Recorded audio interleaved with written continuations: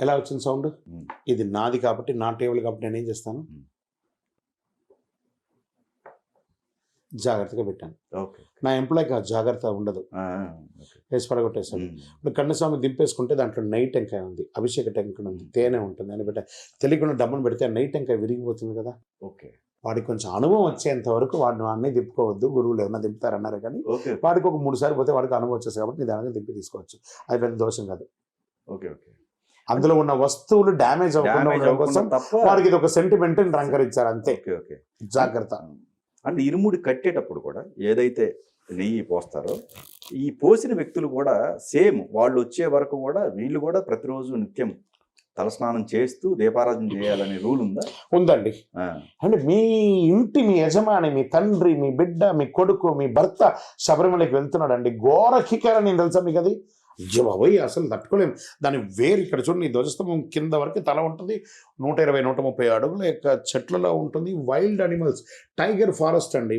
మీ కుటుంబ సభ్యులు వెళ్ళేది అక్కడికి. మీరు అక్కడికి వెళ్ళి వస్తే మనం అడుగుతున్నాం కానీ వాళ్ళంతా చేస్తున్నారు. ఇది మీరు ప్రశ్నగా అడుగుతున్నారు కానీ మనకంటే ఎక్కువ చేస్తే ఇంట్లో వాళ్ళే. భగవంతుడా, నా కొడుకుని పంపాను, నా భర్తను పంపాను, నా పిల్లల్ని పంపాను, క్షేమంగా తిరిగి రావాలని ఉదయ సంధ్యలో పూజ చేసి నమస్కారం చేసి ఆ పీఠం దగ్గర కొబ్బరికాయ కొట్టి చేసేది మన ఇంట్లో ఆడవాళ్ళే. కాబట్టి ఖచ్చితంగా చేయాల్సిందే, అంతకుమించి ఏం పని ఉందండి.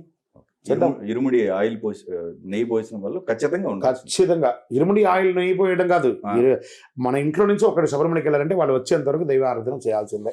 ఓకే. ముఖ్యంగా ఇక్కడ ఎగ్జంప్షన్ ఎల్డరీ పీపుల్, డాక్టర్ సలహా మేరకు ఉన్న వాళ్ళకి. దీన్ని గుర్తుపెట్టుకోవాలి. రైట్, ఫస్ట్ నుంచి చెప్తున్నారు మీరు అది. అవును. అండ్ ముఖ్యంగా కన్యస్వామి దగ్గరే భగవంతుడు ఉంటారు అని చెప్పేసి గురుస్వాములు అంటూ ఉంటారు. ఇది కారణం ఏంటి? కన్యస్వామి అంటే చాలా ఇష్టం అండి అయ్యప్పకు, చాలా అతి ఇష్టపాత్రుడు. ఎందుకంటే మొదటిసారి మాల వేసుకున్న వాళ్ళు. మీకు పిల్లలా? ఎంతమంది పిల్లలు మీకు? నాకు 2 పిల్లలు. 2 పిల్లలు. అక్కడ మీ శ్రీమతి అక్కడ హాస్పిటల్లో అనిస్థిషియా ఇచ్చి కానుపైన తర్వాత ఆ నర్సో డాక్టరో తీసుకొచ్చి మీ చంటి పిల్లవాడిని మీ చేతిలో పాపనో బాబునో ఇలా పెట్టగానే మీ ఫీలింగ్ ఎలా ఉండింది? The first kid.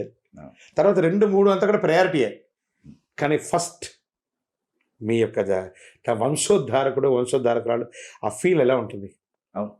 అనుభవించారా లేదా?